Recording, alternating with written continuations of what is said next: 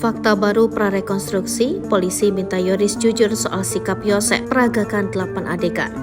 Munculnya nama perwira polisi, lalu Banpol Pedama Uji, dan pemeriksaan ulang terhadap Mulyana dan Yoris dalam kasus ibu anak di Subang membuat polisi melakukan prarekonstruksi. Kamis 2 November 2023. Kita mulai prarekonstruksi, ujar Direktur Reserse Kriminal Umum Polda Jabar Kombes Pol Surawan di Subang sebagaimana dilansir dari Antara.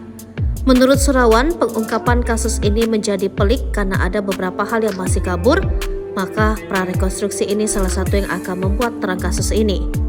Terlebih lagi menurut Surawan, golok yang menjadi barang bukti dalam kasus Subang ini sudah ditemukan di rumah salah satu perwira polisi yang diduga terlibat berdasarkan keterangan saksi M. Ramdhanu.